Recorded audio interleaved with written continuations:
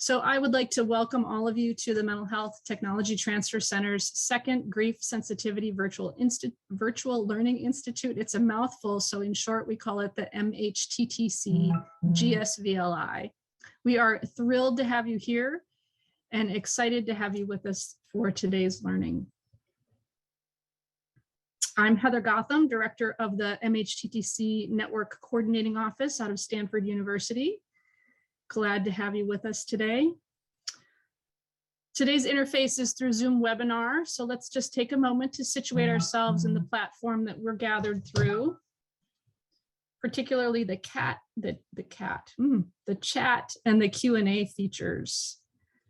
We want you to be clear about those and when to use which. I love that folks are chiming into the chat. Please continue to do that during the day. Again, you can choose who you're messaging, so we want to be mindful about that. If you want it to go to everyone, please choose everyone versus choosing just the panelists.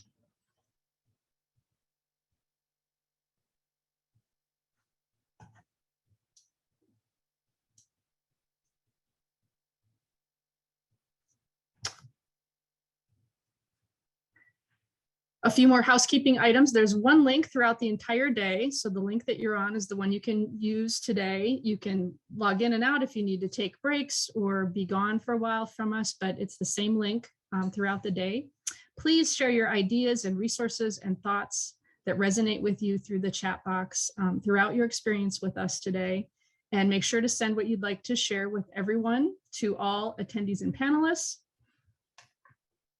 Note that you're welcome to share what is resonating or connects to ideas and to the discussion today. We do not welcome any speech that evokes harm or is not productive. Please share specific comments to panelists using the panelists in the chat dropdown. If you have questions for the panelists, though, specific questions, please use the Q&A box or the Q&A pod. Also, you can directly chat tech help at any point today if you need help with the technology side with the platform. All sessions are recorded and will be on our event page in about 2 weeks after the event. You'll also receive an email about how to access a certificate of attendance. You must attend at least half of today's event, that's about 2 hours, in order to get a certificate. You can access closed captioning by clicking on the CC button. And of course, please follow us on social media through Facebook and Twitter.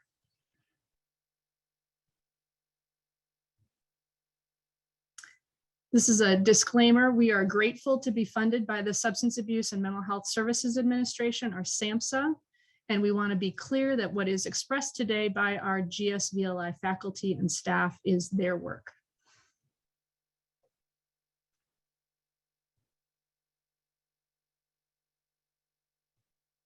Great to see everyone continuing to chime in through the chat about where you're from.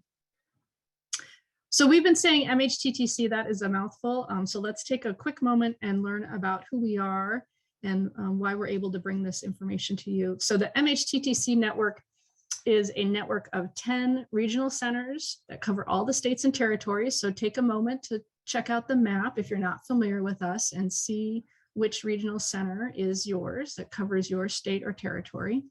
We also have a National American Indian and Alaska Native Center, a National Hispanic and Latino Center, and the Network Coordinating Office, which I said is where I'm from. So if you are interested in events after today or products or things that we provide, you can check out our website, go specifically to your region and see what regionally tailored events or resources there may be. You're also welcome to attend pretty much all of the events that we have across the network. If you see, if you're interested in an event and it says that it's only open to a specific region, then that's the case, but most events are open to everyone. The MHTTC network accelerates the adoption and implementation of mental health related evidence-based practices across the nation. And we do that by developing and disseminating resources, by providing free local and regional training and technical assistance, like the GSVLI, and by heightening the awareness, knowledge, and skills of the mental health and the school mental health workforces. As a network, we hold ourselves to these values. We use affirming, respectful, and recovery-oriented language in all our activities. We know that we're all on our own journeys and in our own understanding of grief and our own experiences with grief and our own approaches to grief. And we invite you to affirm these values that we have and to lean into them today.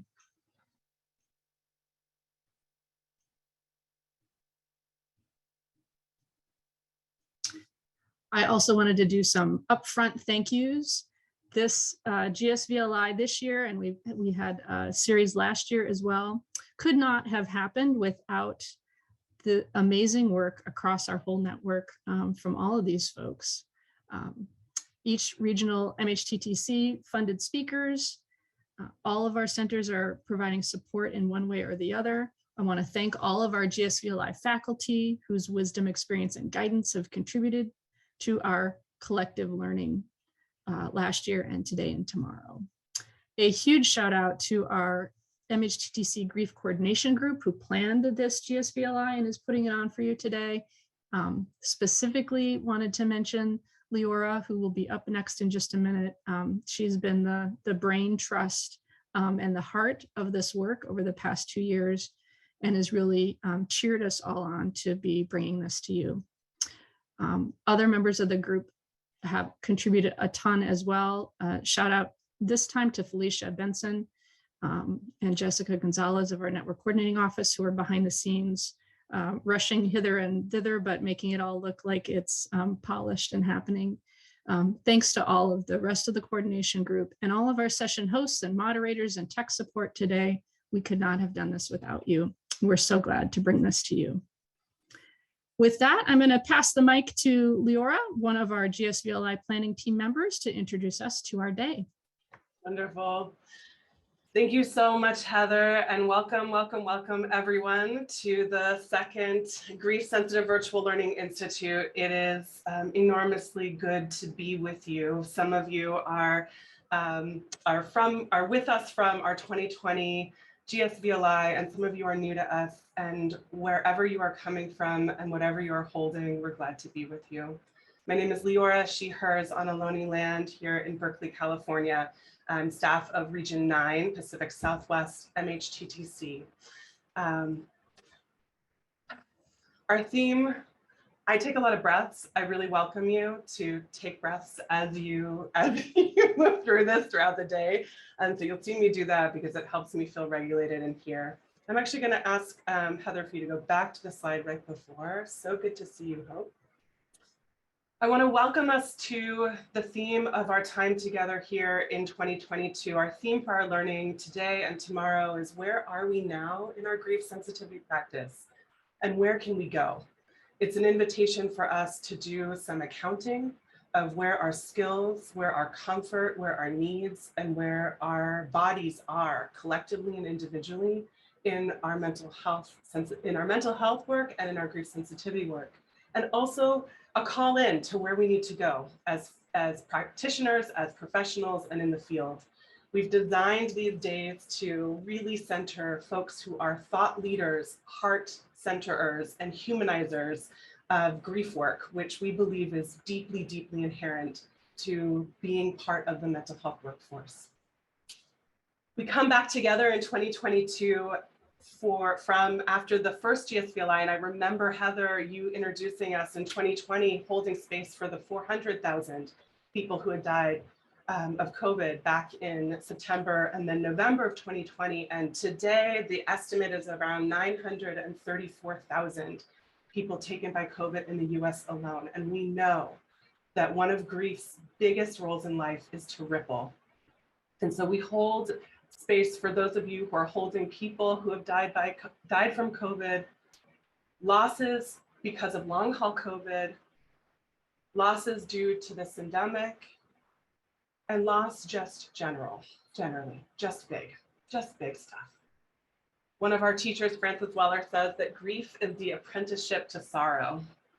So all of us today get to be apprentices, apprenticeships, whatever the word is. We get to be in learning of what it means to be with sorrow and in sorrow and holding sorrow for people who need to be stood with and held. And Dr. Laurie Santos offers that grief is deeply physical and that pain is the agent to grief healing. So much the core to our grief sensitivity practice, whether we're a social worker, peer supporter, healer, community organizer, therapist, is to stand with ourselves and people in pain. We know that grief sensitivity is substance use prevention, it's harm reduction. We also know that it's holding and witnessing, and it's profoundly humanizing. It's profoundly humanizing. So today and tomorrow we come together to affirm and commit to strengthening our practice for ourselves and each other. I want to just take a moment. I want to take a moment for you to put names into the chat box if you feel so called to, of ancestors or living ancestors, of people who have died that you would like to dedicate your learning to today. And I welcome you to make sure that it's to everyone in the chat box so that we can all hold space for you. I particularly, if I was able to not be looking into the camera, I want to call in the name of our colleague Marissa Snoddy, who, if you were with us in GSVLI in 2020, held gorgeous space for the young people of Rise Youth Center, who closed all of our GSVLI sessions. And Marissa left this earth last year. So I particularly dedicate today's learning to Marissa. Thank you, thank you, thank you.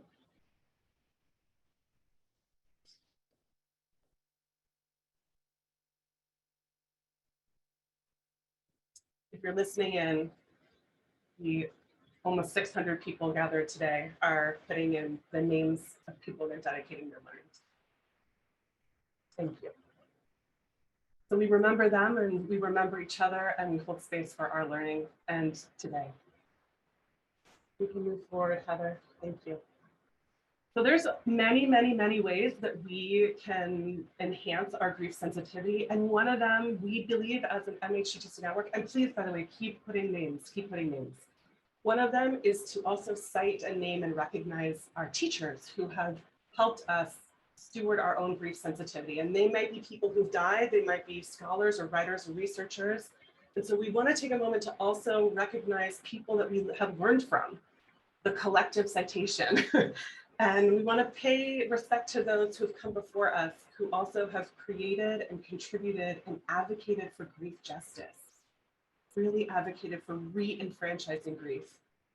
So our network wants to center the wisdom and the teaching of Dr. Maria Yellowhorse Braveheart, who teaches us that we define historical trauma as cumulative emotional, physical wounding across generations, including one's own lifespan, because everything up into a minute ago is history. It's all historical. What happened in your personal history, as well as what's happened in the generational line of your parents, grandparents in your community, great-grandparents, great-great-grandparents, it's all meaningful. The historical unresolved grief goes along with that trauma. So we're so grateful to Dr. Maria Yellowhorse Braveheart, who reminds us that part of this work is to sit with the unresolved and commit to resolve and know that it will never be resolved all at the same time. I want to offer one more moment before we get into logistics, one more moment of inviting you to put in a teacher of yours in your grief sensitivity. It might be Devine, as we saw from some of you. It might be a scholar or researcher. For me, I'm just going to show you my teachers are right now Brescia Wade, are Francis Weller, are David Kessler. I'm right now reading The Grieving Brain. Really, really want to offer you to put in Instagram handles, organizations that have really helped you through grief sensitivity, and we'll curate all of those and make sure that we can share our learnings with each other. So we know that this grief sensitivity work is personal, it's professional, it's individual, and it's collective. Yes, thank you. All right. So holding all of that, I want to walk us through what today might feel like. We're about to hear from Devine, who's going to open and close our learning. Part of what we as a committee really were focused on is that another one of grief's biggest traits is unpredictability. So we wanted to make sure that today and tomorrow feels patterned and rhythmic. So the format is the same today, the format is the same tomorrow. We are going to have an intermission after Megan Devine, and then we'll begin session 1, evidence-based and community-defined practices. It'll be a discussion, and then we'll move into new directions and then close with session 3, lived experience, culture, and grief. Megan will then come back to close us. And I want to just share very importantly that one of our faculty members on session 3, Monique Minahan of the grief practice, is going to be leading us in somatic work at the end for an optional close, because we know, as some of you have cited Dr. Bessel van der Kolk, the body keeps the score. And so please join us if you feel so called to at the end of the day for Monique to walk us through a somatic practice so that we can really move through this work. I want to offer one of my colleagues to just drop the program into the chat box again so you can follow and you can read the faculty bios and session descriptions. We also, you'll notice that some of our faculty will use slides and some of them won't. That's exactly how we designed it. It's optional, and it's really for them to help them regulate and make them feel centered in their talking points. They're not meant to be instructional. So you can access them on our webpage, but I just want to really offer, some of them will use them, some of them won't, all okay. And then very lastly, in 2020, our sessions were workshops. This year, our sessions are discussions. And we know that we wanted to just create something that was more accessible and maybe a little bit more ability to receive. And we also invited the faculty to invite us, to push us, to think about what they agree with each other, what they don't agree with each other, so that we can enhance our network of discourse. So we really encourage you to be curious, to resonate with the why, what isn't resonating, and to kind of live into this interdisciplinary work.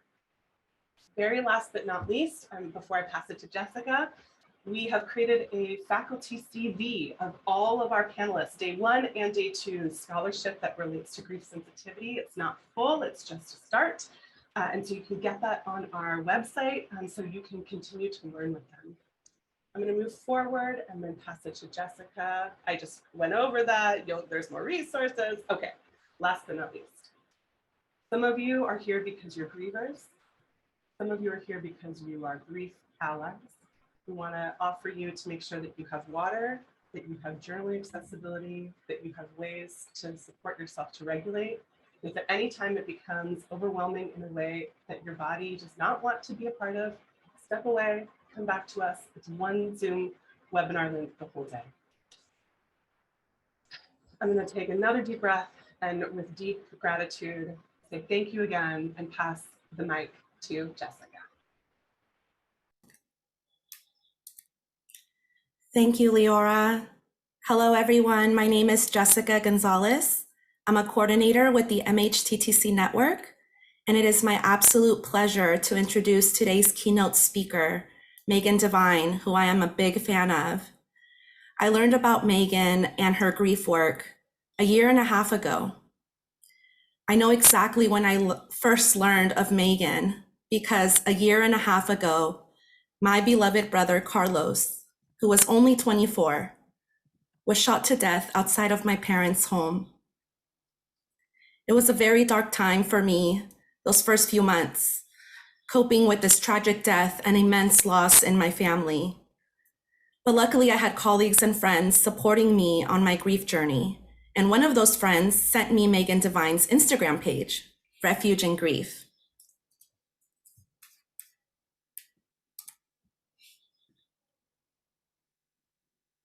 Hoping that I might find the support, compassion, and understanding from other peers who have experienced loss, just like I have. And let me just say, it has been so helpful in my healing journey. So today, for those reasons, I am just so thrilled to welcome Megan Devine, founder of Refuge in Grief. Megan, welcome to GSVLI, and thank you for opening our learning together and grounding us with the first part of our theme, grief sensitivity, where we are. Hey, everybody. Jessica. I haven't actually heard your full story before, so we're going to start with me choking up, which is honestly pretty normal for the work that I do. As you said, my name is Megan Devine. I am a psychotherapist and a grief advocate. And I spend most of my time talking about things that other people try to avoid. That sheer everyday normalcy of horrible things happening that Jessica shared with us, that everybody has shared with us in the comment box with your names. I'm so glad to see all of you here.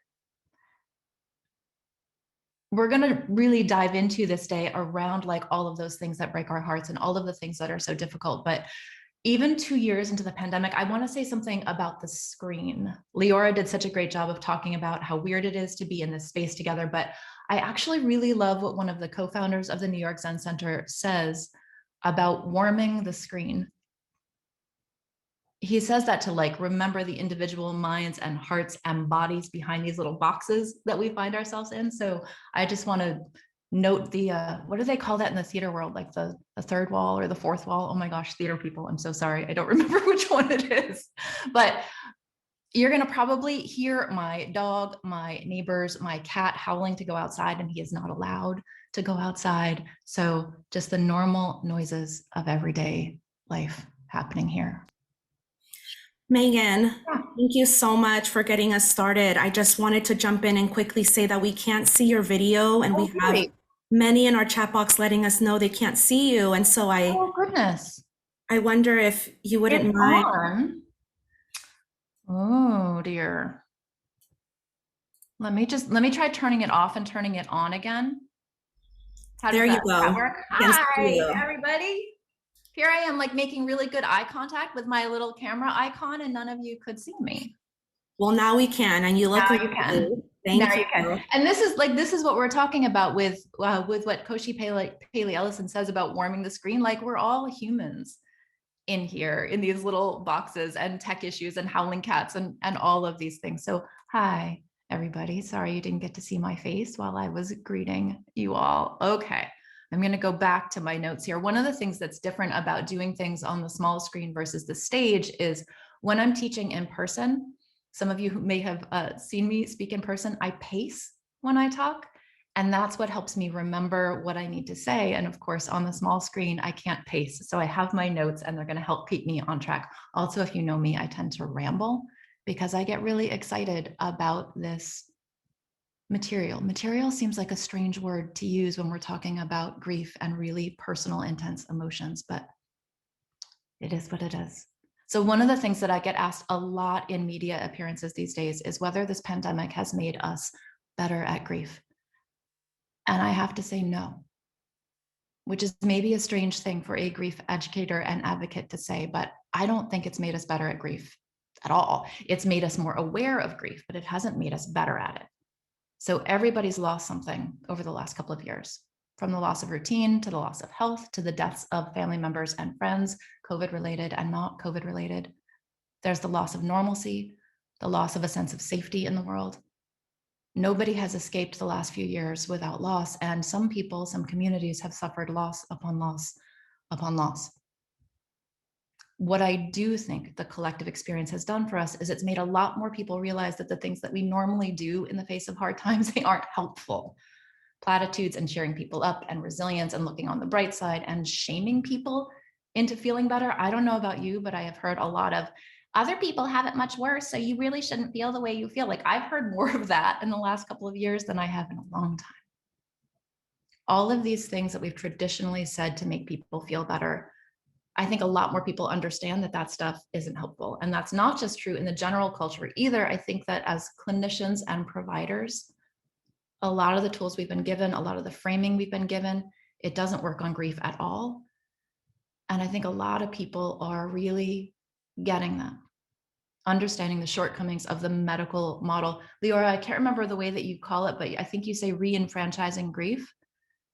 I think that a lot of professionals and a lot of helpers have become disillusioned with the ways that we traditionally talk about emotional pain of any kind, right? This is really about re-enfranchising the human experience. So I'm so glad you're all here and you're all willing to dive into this messy human stuff together. Now, my opening talk today is meant to be a little bit of an orientation, sort of a where we've been and where we are now talk in terms of grief and grief support. Part 2 of my talk comes at the end of the day after you've learned a whole bunch of things and had your beliefs challenged and all of that fun stuff.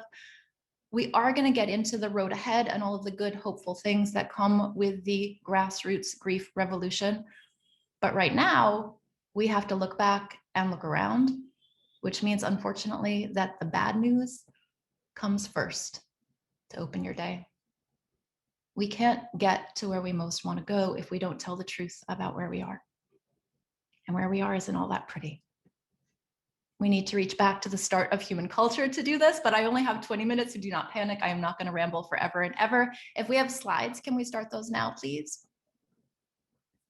Just give everybody a second to get slides. I think I also just heard my direct neighbor has a sewer plumbing problem, and I think I just heard their vacuum crew show up. So we might hear that as part of today as well. Okay. Hang on one second, friends. I have my own tech problems here today. Okay. The start of human culture. I'm not going to take you down the full rabbit hole, but the short version here is that for most of recorded human history, we've seen grief as this terrifying, messy emotion that needs to be cleaned up and put behind us as soon as possible. We don't want anybody having complex, intense emotions. Grief reminds us of how truly fragile life can be, and we tend to not like being reminded of that. We work hard to make grief go away so we can stop thinking about it all the time. As a result of that aversion, we have outdated beliefs around how long grief should last and what it should look like. Because we don't talk about it openly, we don't know what's normal inside it, and we have no idea how to help friends and family or our clients when they're in pain. As clinicians and providers, we are trained to see grief as a disorder. When grief is spoken of at all in most clinical programs, it's still typically couched in that stages of grief model or a similar reductive approach. Some of us here today are old enough that we learned that stages of grief model in grad school years ago, but it is still around in some programs, some schools. It's actually frequently seen in modern movies and TV shows, which I have ranted about before. It's not like that stages model has really gone anywhere. In clinical training, though, that stages model is currently being replaced with approaches to grief that are still in that same disorder pathology spirit. Some of the theories we see in development or even out in the world right now, both in grad school and in the wider culture, actually push that pathologizing stance even further. It's basically a pass-fail for the human heart. You do grief correctly, and it shouldn't interrupt your life for more than a few days or a week or two tops. Once you get through that funeral, you're going to be just fine, right? You do grief wrong, and you're still going to be feeling sad, still missing your person, still thinking about them 6 months later, and we can't have that. There hasn't been a major change to the idea that grief is a problem to be solved since the 60s. Almost all of our models of grief, even the ones that come to it with less of that disorder, disease language, still look to the holy grail of resolution, the time when the person goes back to normal. You're healed when you don't talk about your person that much. When you never cry in public, things get this kind of sweet, wistful glow over them. There's always this kind of reductive do this so that transaction inside of grief. Do this one thing and you're going to recover. Do this other thing and move on. Get on with your life. Heal. Since this is the way we're all pretty much trained in grief, you might be thinking that healing actually sounds pretty good. What's the problem with that sort of recovery-based approach?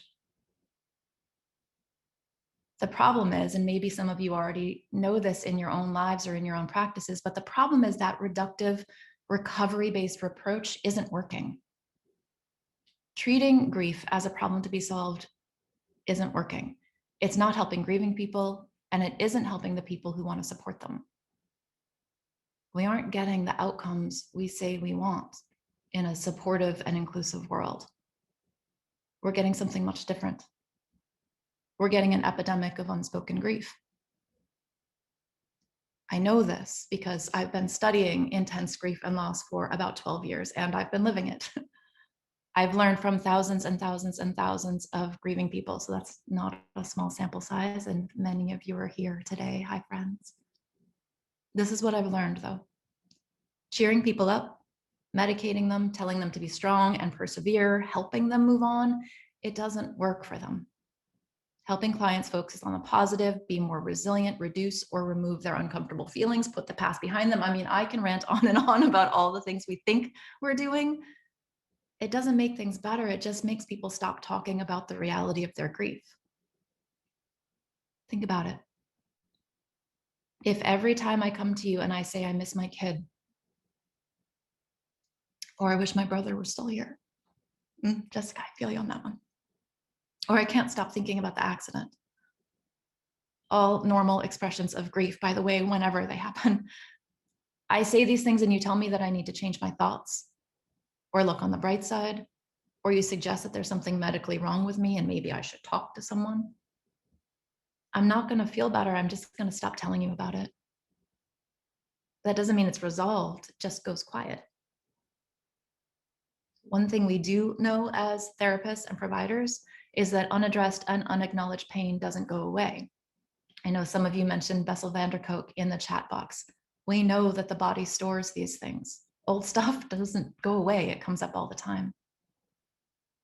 None of this sort of wide-reaching pain avoidance and silencing of grief stuff is new. So I get to do a little bit of history nerd stuff right now. Very briefly here as part of our opening State of the Union, sort of State of the Grief Union address, I guess. I'm going to give you a little tour of recent history, just for context. I promise it relates. It's not going to be a weird tangent. Let's look at the fallout from two large-scale losses in recent history. The 1918 flu epidemic in the US and the Blitz of London, two big events that touched a huge percentage of the population. So as you would expect, they created a lot of grief. The 1918 flu epidemic killed largely young, previously healthy people, including my great-grandmother. And the Blitz traumatized an entire generation, killing or disabling huge numbers of people. You can actually still see the devastation in the architecture in London, or more realistically or directly, the lack of architecture. There are whole sections of the city that are still bombed out. Bombing tore through everyday life in London. It wasn't some distant, far-off place, so it really affected a lot of people in their daily lives. The official government public health response to these two events was to sweep it under the rug. Don't talk about it. Look towards the future, the glorious future that is arriving right now. Get back to work. Keep calm and carry on. None of this stuff ever actually happened. Repressing and suppressing your grief was sort of your unspoken duty as a citizen. That approach of don't talk about grief, which is basically the fight club of emotional culture, that created generations of people who keep all of their pain bottled up in order to go about the activities of daily life. I bet many of you in the audience today are the children or grandchildren of those families that lived through those historic events and the erasure of grief that came with them. That pain doesn't stay down though, does it? It comes out sideways. So many of the things that we identify as public health issues right now are a direct result of trying to pretend that what hurts doesn't hurt. From way back in history right up to today. Suicidality, depression, anxiety, drug addiction, loneliness, interpersonal violence, they've all got grief at the core. And that's often grief passed down through generations, as Leora mentioned. You can see that inherited grief in colonized peoples as well, with high rates of addiction in Native communities. You can trace that back to generations of loss and suffering that was largely erased or whitewashed or silenced. Pain is always going to find a way to speak. The whole reason we have these epidemics of loneliness and addiction and depression and interpersonal violence is because we are wrought at talking about pain. We aren't that good at it, not just historically speaking, but right now, which again is why I'm so excited that you're all here. We have tried this squash it, silence it, pretend it doesn't hurt approach for decades. And even though it hasn't solved grief, it still persists. You can see the whole grief is bad, moving on is good idea in training programs, but you can also see it in pop culture and mass media with the storyline resilience on transformation, resilience, right? The protagonist is the one who always overcomes their grief, usually because they find love again, which really irks me as a widowed person. The anti-hero is the grouchy guy who never got over his wife's death. And I don't know if you've noticed this, but the villain in horror movies or those like psychological thrillers is often a grieving mother whose loss made her psychotic. These are all really interesting messages that we get about grief just in everyday life. One reason for my brief, very depressing tour through the history of humans and grief is not just to sort of be grumpy about all of the ways this insidious pathology-based view of being human has infiltrated every aspect out of our lives, but I want you to see all the ways that this stuff shows up so that when you encounter it, you can more effectively question it and do something different in response. Yeah? Unfortunately, more often than not, the ways that you've been taught to work with grief set you up for failure before you even begin. I know this talk seems like a little bit of a bummer, but I did warn you that in order to get where we want to go, we have to look around at where we've been and where we are now. The fact that you're all here doing a grief sensitivity training is really hopeful for me, and I'm going to get to that, but we really do need to talk about the ways that we've been trained. From the pros right down to a best friend who's trying really hard to be helpful for their friend, we think the right thing to do is to get somebody out of their grief or their pain as soon as possible. We think good mental health means that horrible things don't affect you. Or if they do, it's just for a second and then you move on with your life. If you're visibly affected by the losses you see around you, you just need better boundaries. How many of you have heard that as clinicians or providers, that if the loss you encounter in your job is bugging you and you're bringing it home, you just need better boundaries and maybe some self-care. Just stop dwelling on all that pain. Look, everybody is carrying unspoken grief, mostly because there's nowhere safe to talk about it. This cheer people up, grief avoidance stuff isn't just some nefarious plot to make us all more productive workers. That's a rant for a different day. Some of this stuff, trying to fix people's pain, is just this normal human urge to make people feel better. There's nothing wrong with that. We all have that impulse to help, and it is an amazing impulse. It's just we act on that impulse in ways that make things worse and not better. I think the temptation can be that, like, we remove all of these tools, we don't lift people out of their grief, they're just going to stay sad and not do anything other than be sad. Fixing people's sadness is a whole complex issue for another day, but as with most human things, that binary doesn't work, that either or dynamic. We treat grief as a disease and everything turns out fine. And by disease, I mean we focus on resilience and recovery and moving on and not thinking about it. If we do that, everybody's going to be fine. And if we don't do that, we just let people have their feelings, the whole world is going to fall apart. That black and white way of looking at things is really how we view things from a clinical distance, isn't it? If you look at the models and the theories and the way that we talk about grief, it really is this: you must do these things or everything will be terrible. That's not actually how people live, though, is it? There's a vast middle ground in there between those two extremes, between this zipped up, fully cleared up, resolved grief and unchecked grief causing the collapse of civilization as we know it. Most of the real suffering and grief comes from people feeling silenced inside it. So we've got to find ways to work with grief that allow people to tell the truth in all of its messy, complex, complicated forms, and that is not going to happen in 6 easy sessions or within 6 months. I am going to get into what we can actually do about all of this in part 2 of my talk later on today, I promise. But if we just want to focus on clinical outcomes for a second here to ground us. Ooh, I lost my thing. Hold on. Sorry. I'm telling you, tech gremlins. Anyway, focusing on clinical outcomes just for a second here to ground us in the professional world. If we want grieving people to have good emotional regulation, high self-insight, a secure sense of self, and stable relationships inside their grief, we have to do something different. We can't keep treating grief like a disease that's best cleaned up and put away as soon as possible, no matter what the previous centuries have said. which does lead me to the good news part of my opening talk. I always have good news, even if I have to talk about the tough stuff first. What the pandemic has done is it's brought grief into the cultural spotlight. We know the old ways aren't working. We're at this fork in a road. Honestly, we've been at this fork in a road for a really long time pre-pandemic, but the pandemic really brought it to a lot more people. We have a chance now, everybody, to create real conversations around grief. Right now, while the whole world is watching and while we're all hungry for real talk about this. So many of us who work in this field have been hoping to get grief center stage for what feels like an eternity. Really long time of really hard work.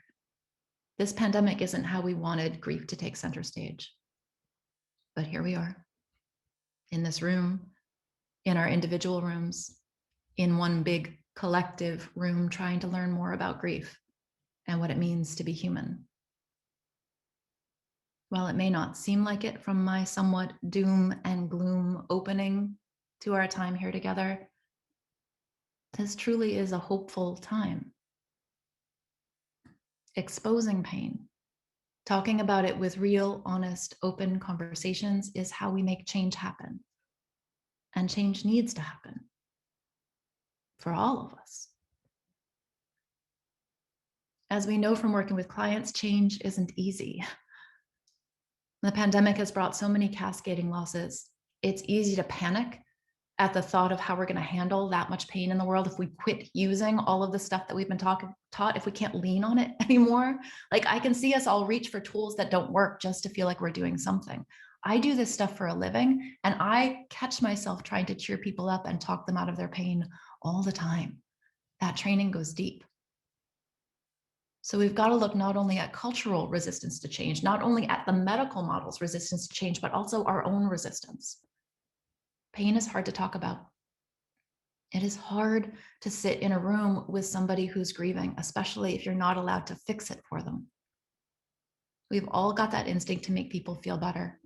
It's part of what makes us human, that drive to care for others by taking away what hurts. I mean, we do this work for a reason, right? If you're here today, I'm going to assume that you want to know how to do all of this better. You want to learn and grow, not only for your clients and your patients, but for yourselves. I'm so glad you're all here. My hope is that what you learn here today and tomorrow broadens your thinking, deepens the way that you think about loss of all kinds. I hope it changes and shapes the way you work with grief. And it might seem like a weird wish, but I'm super glad also that Leora brought it up, because I think she carries that same wish. I hope some of the things that you learn over the next 2 days challenge some of your long-held beliefs about grief. I hope you get a little bit uncomfortable at times, even as I hope you are lit up with the possibilities of the world we can build together. Many of our ideas about grief and loss aren't even conscious. We're just part of the grief-averse culture. We're all swimming in it. We believe what we've been taught, and that's not always an easy thing to overcome. So we're going to go from these big, sweeping cultural history nerd views back down into your personal lives, down into who you are and why you're here. Knowing that change can be hard, even when it's welcome, I want to give you a couple of questions to carry with you before I send you out into your day. Yeah, they're going to be on the slide, so don't worry. Question number 1 is sort of a long-term reflective question to revisit lots of times, often, but it's a good one to sort of hold loosely in your mind today. What do I believe about grief? What do I believe about grief? There's not going to be one single answer for that. And you may find that your responses, like your own internal responses, actually seem to contradict each other. It's okay. You contain multitudes. What do I believe about grief? And then a related practice. If and when you feel your ideas about grief being challenged in any way, I want you to notice that defensive feeling and use it as an opportunity to ask yourself, can I expand my ideas on grief? Honestly, I really do hope that you feel even a little bit challenged over the next 2 days so that you can explore the things that you've learned. Come to your resistance with curiosity. Can I expand myself here? Can I expand my ideas and my understanding of what it is to be human? See what happens when you let what you learn actually change you. It's a fun and slightly uncomfortable experiment. Yeah? Okay, my friends. I'm going to see many of you back here at the end of today's workshops for a talk on the road ahead and the grassroots grief revolution and all of the cool things that are to come. Good luck out there, everybody. Take breaks as you need to, drink water, as Leora said, and as Jessica said, and I will see you soon. Megan, thank you, thank you, thank you. We are so appreciative of your teaching. I really appreciate personally you affirming for us that there is no time limit on grief and that there is no right or wrong way to grieve. So again, we are just so honored to have you with us, supporting this important work and sharing with us your expertise. We do look forward to having you take the stage again for the closing of day 1 of GSVLI later today. From my heart, thank you so much.